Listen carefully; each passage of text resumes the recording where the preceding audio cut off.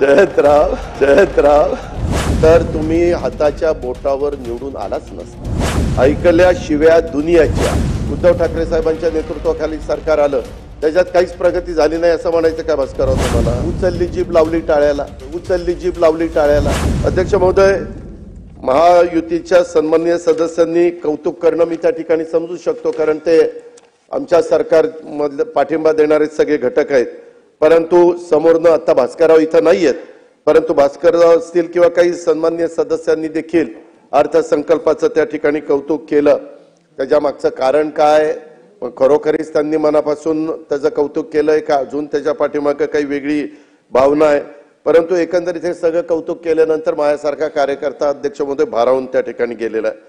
जयंतराव आता नाहीयेत, परंतु सन्माननीय सदस्य जयंतराव पाटील साहेब नेहमीच त्यांच्या स्वभावाला अनुसरून कौतुकाला एक उपरोधात्मक अशा प्रकारची झालर देण्याचा त्या ठिकाणी प्रयत्न करत असतात।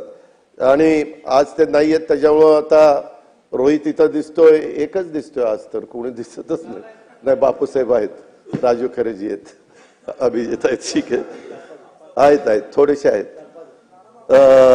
मंत्रिमंडळात त्यांनी बोलत असताना अध्यक्ष महोदय तुम्ही ऐकलं असेल, सभासदांनी ऐकलं की आता सगळ्या मंत्र्यांना अजित पवारांना शरण त्या ठिकाणी गेल्याशिवाय त्यांना पर्याय नाही। मला एक कळत नाही, ते इतक्या वेळेला अर्थमंत्री होते, मग अर्थमंत्री ज्यावेळेस अर्थसंकल्प सादर करतात त्यावेळेस काही त्या बाकीच्या मंत्र्यांनी काय त्या अर्थमंत्र्यांना शरण जायचं असतं का? खरं त्यांच्यासारख्या व्यक्तीकडनं अशा प्रकारची अपेक्षा शरण जाणं किंवा इतर काही गोष्टीचा उल्लेख, शब्दांचा उल्लेख करणं अध्यक्ष महोदय हे काही बरोबर नाही।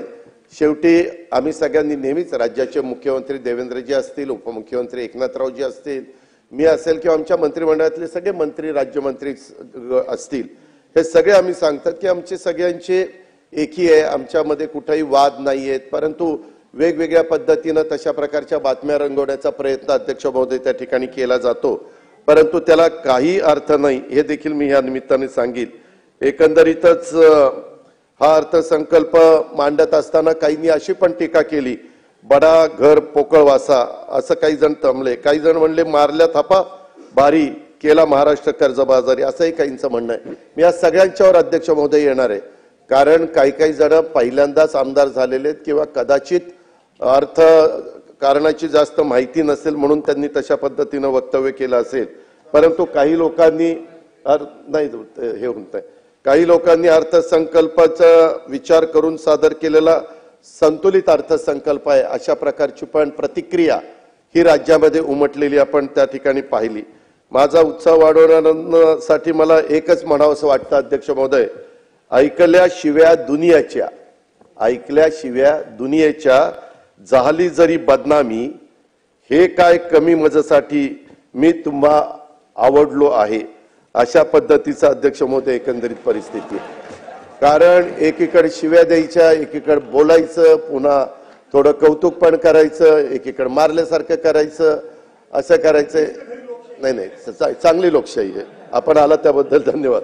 समोरच्या बाजूनी अनेक वेगवेगळ्या गोष्टी सांगितल्या आणि त्याच्यामध्ये राज्याचं कमी झालेलं डोई उत्पन्न आणि वाढलेला कर्जाचा भार, उद्योग क्षेत्रातली पिछेहाट, अशा प्रकारचे मुद्दे विशेषतः विरोधी पक्षाच्या सन्माननीय सदस्यांनी त्या ठिकाणी मांडले। अध्यक्ष महोदय, मागच्या 5 वर्षात एक गोष्ट घडली, सर्वच राजकीय पक्ष तसे सत्ताधारी होते। अध्यक्ष महोदय, आता देवेंद्रजी मुख्यमंत्री आलेले आहेत, आताचा काळ जर सोडला तर हा मागचा काळ होता। मागच्या काळात 5 वर्षात हे समोरचे पण मंत्री होते, इकडचे पण मंत्री होते, त्यांचा 2.5 वर्ष काळ होता, इकडच्यांचा 2.5 वर्ष काळ होता, त्याच्यावर फार काही तुम्हाला कोणाला बोलण्याचा अधिकार राहत नाही। आता तुम्ही तो आव आणण्याचा प्रयत्न करताय तो तुमचा भाग आहे, पण असे जे काही तुम्ही मुद्दे मांडता, मग आता समोरच्या बाकावर बसलेल्या सन्माननीय सदस्यांनी ठरवायचंय का मागील 5 वर्षामध्ये प्रगती झाली नाही, 2.5 वर्षात सुरुवातीच्या काळामध्ये उद्धव ठाकरे साहेबांच्या नेतृत्वाखाली सरकार आलं, त्याच्यात काहीच प्रगती झाली नाही असं म्हणायचं काय भास्करराव तुम्हाला? त्याच्यामध्ये कारण तुम्ही बोलत असताना वेगवेगळ्या पद्धतीनं त्या ठिकाणी बोलत होता आणि राज्य मागे गेलं। आमचं तरी म्हणणं आहे की राज्यात मागील 5 वर्षात पुढंच आपलं राज्य नेण्याचा प्रयत्न त्यांनी त्या ठिकाणी केला आणि त्यातल्या त्यात मागच्या 2.5 वर्षामध्ये राज्य पुढे जाण्याचा हा प्रगतीचा वेग हा अतिशय झपाट्याने होता, हे आपल्याला मान्यच करावं लागेल। हा झपाटा नसता तर तुम्ही हाताच्या बोटावर निवडून आलाच नसता। आज 20, 15, 10 म्हणजे काय, आणि काही तर किती मतांनी आले, काहींना तर अक्षरशः त्या बॅलेट पेपरनी वाचवलं। म्हणजे हे नशीबच आपलं समजा किंवा कुणाचं समजा, परंतु पोस्टल बॅलेटनी। अध्यक्ष महोदय, तुम्ही काही काळ सत्तेत होता, तुमचं श्रेय नाकारण्याची माझी वृत्ती अजिबात त्या ठिकाणी नाही, कारण मी पण तुमच्याबरोबर होतो। चांगल्याला चांगलं म्हणण्याचा स्वभाव हा आपला असला पाहिजे, महाराष्ट्राची ती परंपरा आहे। सुसंस्कृत महाराष्ट्र कसा असला पाहिजे हे अनेक आपल्या वरिष्ठांनी आपल्याला शिकवलेलं आहे।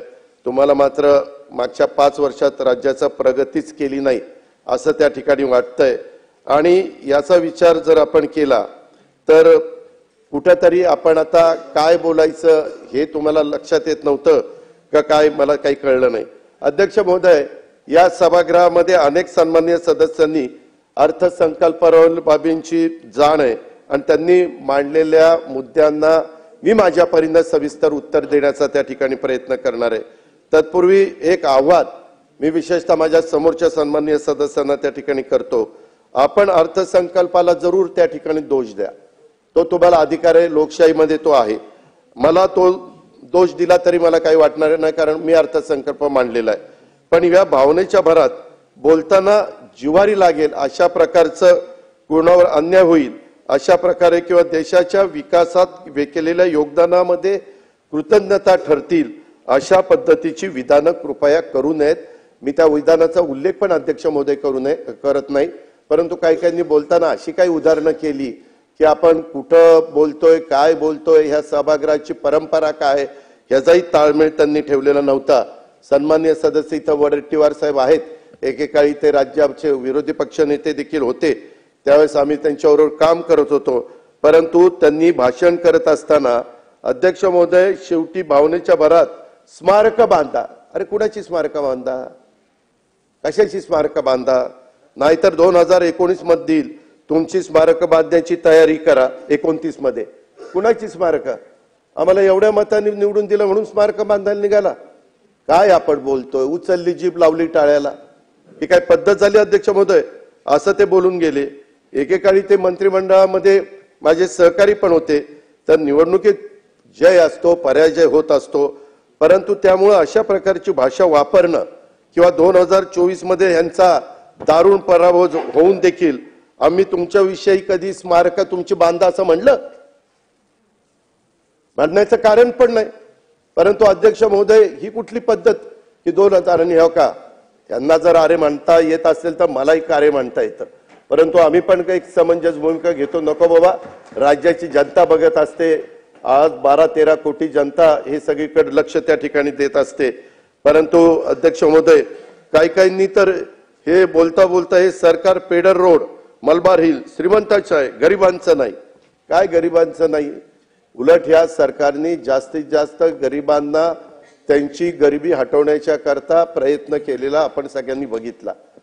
जास्तीत जास्त डायरेक्ट लाभ देण्याचा प्रयत्न करणार महाराष्ट्राच्या निर्मितीनंतर हे पहिलं सरकार आहे की यांनी डायरेक्ट सभासदांना डीबीटी मध्ये पैसे त्या ठिकाणी दिलेले, हे कुणीच त्या ठिकाणी ह्याच्या पाठीमागच्या काळामध्ये केलेलं नव्हतं।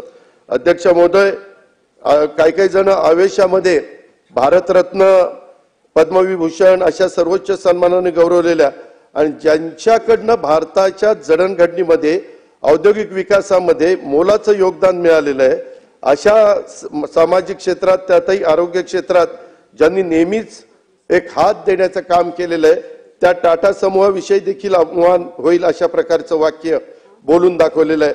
आणि त्या वाक्याचा उच्चार करणं देखील अध्यक्ष महोदय मला या ठिकाणी उचित वाटत नाहीये। टाटा समूहाविषयी एक आदराचं स्थान हे आपल्या देशाला पण आहे आणि आपल्या महाराष्ट्राला पण आहे आणि भारतीयांच्या मनामध्ये देखील आहे, आणि त्याच्यामुळे असे अनुद्गार आपल्यासारख्या काही सन्माननीय सदस्यांनी विरोधी पक्षाच्या काढणं, त्यांच्या मुखातनं ऐकल्यावर अध्यक्ष महोदय वाईट वाटतं। बोलण्याचा कोणाचा व्यक्तिगत अपमान होईल असं कोणी या सभागृहामध्ये बोलता कामा नये, असंही मी त्या ठिकाणी म्हणेन. काही काही म्हणले की कुठं गेला तुमचा वादा. त्याच्यामध्ये असंही अनेकांनी भाषणात विचारलं आणि स्मारक बांधण्याची आणि सन्माननीय व्यक्तींची अवमानाची भाषा करणाऱ्यांना अध्यक्ष महोदय या चर्चेच्या निमित्तानं मी एवढंच सांगू इच्छितो, जिसे निभा ना सकू ऐसा वादा नहीं करता, जिसे निभा ना सकू ऐसा वादा नहीं करता, जिसे निभा ना सकू मैं बातें अपने ताकत से ज्यादा नहीं करता, मैं बातें अपने ताकत से ज्यादा. त्याच्यामध्ये अवकात होतं पण अवकात शब्द मलाच बरोबर वाटला नाही. त्याच्यामध्ये तमन्ना रखता हूं आसमान छू लेने की, तमन्ना रखता हूं आसमान छू लेने की, लेकिन औरों को गिराने का इरादा नहीं करता. जयंतराव काय तुम्ही सगळेजण एवढ्याच कमी संख्येने आल्यामुळे मला हसू येतं आणि मला शेरशायरी सुचते.